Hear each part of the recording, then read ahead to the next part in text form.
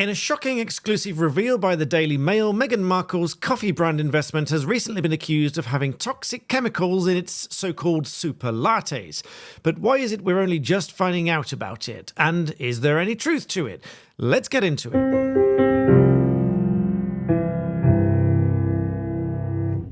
Welcome back to the channel. So why is it we're only just finding out about this, and is there any truth to it? Well, the short answer, to prevent me from being sued for any kind of defamation lawsuit, is there's no admission that there was any toxic chemicals in these products, but the story might go a little bit deeper than that. So with the caveat out of the way, let's get into the story. So this clever brand of coffee, so dubbed Clever, C-L-E-V-R, you might think that's kind of clever. Meghan Markle confirmed, apparently, according to the Daily Mail, that she invested in December 2020 in this company an undisclosed sum. An undisclosed sum could be anything from £1 to $1 million or more. Who knows? This is a wellness coffee company, which is kind of ironic if they were found to have any kind of toxic chemicals in the products. Not saying they did. They're accused of doing so, which is what I'm going to explain how and why they were accused of in this video. So let's get into what the law says and how these complaints have been made and what's happened and why it's all still a little bit grey. So not that I profess to be an expert in California law, but the law in California requires all products that contain any harmful substances, for example, lead, which is the one that they were accused of having in these products, to have some kind of warning label on the packet.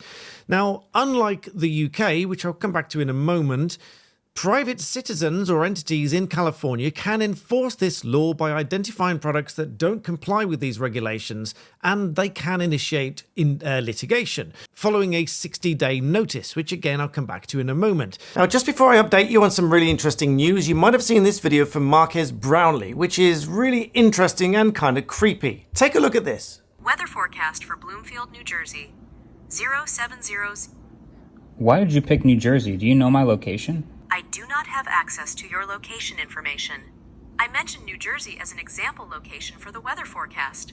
If you would like weather information for a specific location, please provide the location you are interested in. Okay, but why did you pick New Jersey if you don't know my location? That's right near me. I selected New Jersey as an example location for the weather forecast because it is a commonly known place. It was chosen randomly and not based on any specific information about your location. So some people have naturally suggested online that this is an AI device lying about knowing his location, because when asked about the weather, it gave a location which was pretty nearby to where he was. Now, if you're concerned about other people knowing where you are whilst you're browsing the internet or you're online and wandering about, you can use what's called a virtual private network, a VPN. Now, I partner with NordVPN on this channel, and I can bring you a discount for such services. Not only will it connect you to the internet via one of their virtual private network servers, so no one will know your location, but it will also check and monitor your internet traffic for malicious websites, malicious downloads, and all of these kind of things. And you can even block adverts on there. Now, just the other day, I received a Facebook friend request from somebody that I was already friends with. And so I looked at it, and it looked a bit suspicious to me, because I'm that kind that is always a little bit suspicious of these things. So I contacted the real friend with a screenshot of the friend request from the fake friend, because her account had been hacked.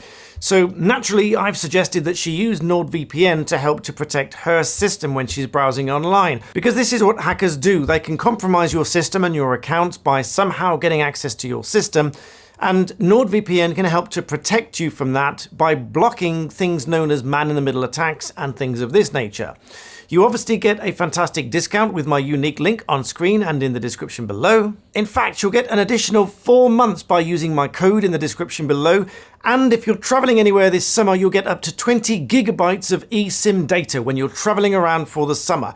So if you're going to another country and you need that access to eSIM data, mobile data when you're on your phone and you're traveling abroad this summer, you get up to 20 gigabytes with one of these plans using my code in the description below. And of course, you get a 30-day money-back guarantee. So if you're worried about these devices knowing where you are and tracking you, and other people hacking you and getting access to your systems, check out NordVPN with my exclusive link in the description below, and they really do help me to continue helping you understand law. So thank you for supporting my partner and my channel. And now let's look at some really interesting news bites that have popped up in the last 24 hours. Now, the allegation itself was made by Safe Products for Californians, the SPFC, claiming for reasons unknown to me that this latte contained lead and didn't have a proper warning on the label.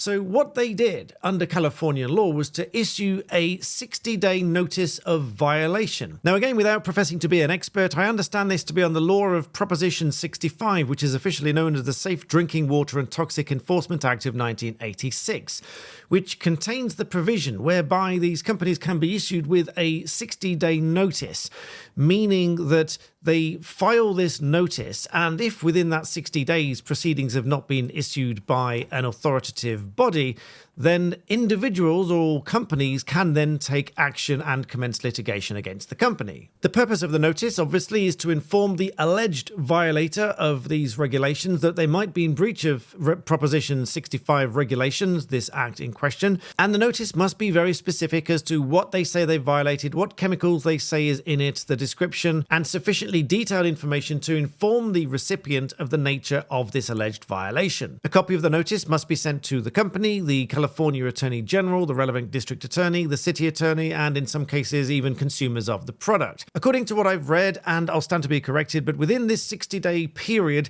the alleged violator can correct any violation by stopping the sale of offending products, reformulating the products, providing the required warnings. But of course, during that period, government entities upon whom this notice have been served also have the opportunity to take action against the company. If nothing has happened after that 60 days, then private enforcement can ensue, meaning individuals and organizations that issued the notice in the first place, or presumably anyone else that might have any interest, can then file a lawsuit, and that private enforcement allows these to act as private attorneys general, taking action against the company.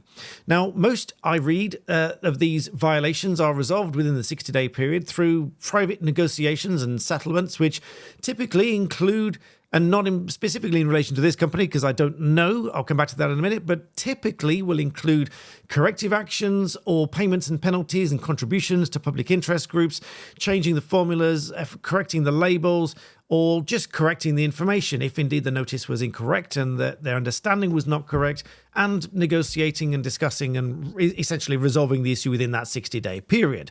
But if all of that fails, then after that 60-day period, the litigation can commence. Now, this obviously has a bearing on compliance. It forces these businesses to comply with the food safety regulation and else face a litigation. Contrasting that position very slightly with the UK, so that might be of interest to international viewers, or if you're in the UK and thinking, well, is that the same here? No, it's not. It's not the same here. In the UK, we have several bodies and several bits of legislation upon which you can rely to uphold food standards. Typically, the overarching and broad body is trading standards, to whom you can report unsafe products, unsafe food, and trading standards itself can investigate and take action against businesses selling unsafe products or improperly labeled products and things like that. They can even prosecute companies for breaching safety regulations. They can enforce product safety recalls and all those kind of things. We also have other regulatory bodies such as, of course, the Food Standards Agency when it comes to food safety, and the Health and Safety Executive, who regulates product safety, and consumers can report unsafe products in foods, etc., to each of these bodies, and they can all take independent action against them. But it is not for the individual to take action unless an individual has suffered a wrong for which they can then make a civil claim. It is obviously open to individuals to commence civil litigation against companies to sue for damages if they've suffered harm due to a product, etc. One piece of legislation you might rely on in that regard is the Consumer Protection Act 1987, and of course, good old standard breach of contract, if a contract has been breached because it doesn't contain what it said it did. But coming back to the allegations against the Clever Company in which Meghan Markle is said to have invested, the Safe Products for Californians group apparently issued this 60-day notice of violation, specifying potential harm caused by the products such as birth defects, reproductive harm, and so on, because of the emphasis on alleged contents of these products. However, what's really interesting here is that the Daily Mail indicates that additional documents show that the violation notice was withdrawn in October 2021. Because if I hadn't mentioned, all of this happened some time ago, which is ostensibly why it's been quiet and buried since then. The Daily Mail says in an email to Daily Mail, Tanya Moore, the attorney for SPFC, said that both SPFC and Clever Blends are both bound by a confidentiality agreement, which covers all communications and exchange of information between them.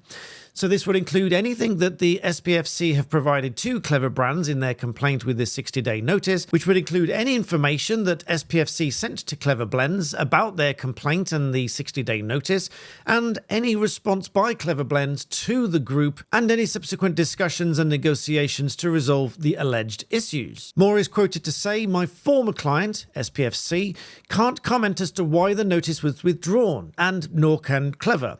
I can confirm that the notice was indeed withdrawn and that there was no legal action taken, which is a matter of public knowledge. I can't comment on what information was exchanged, nor why the notice was withdrawn. If both parties authorise me to provide more details," she says, "I will be happy to do so."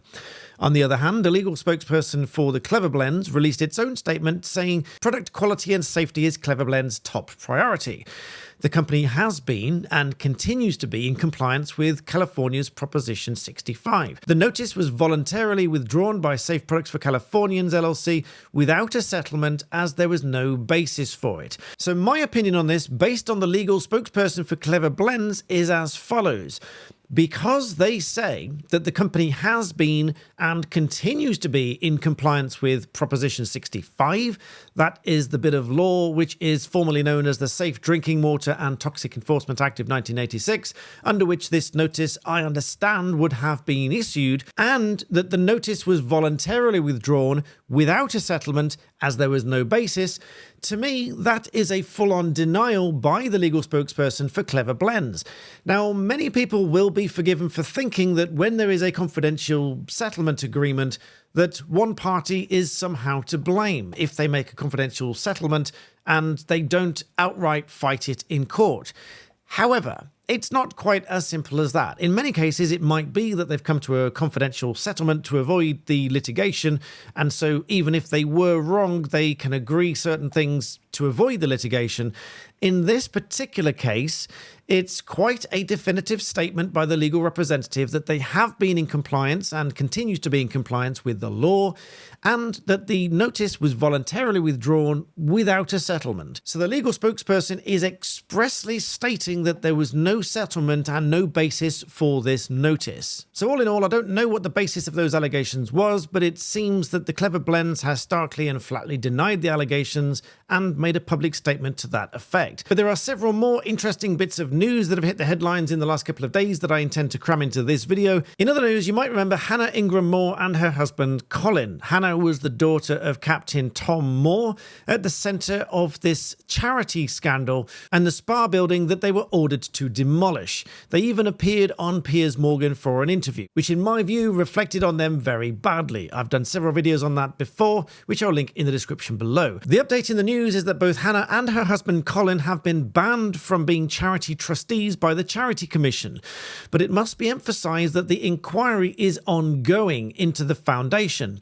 Now that, to me, without commenting too much on it, says that clearly they're not finished, but they've found enough so far that they've taken the precautionary measure, at least for the time being. I don't know if that would ever be overturned or rescinded, but for the time being at least, they've been banned from being charity trustees. The family have said that they fundamentally disagree with the Charity Commission's order, and they've made the, quote, extremely difficult decision not to appeal.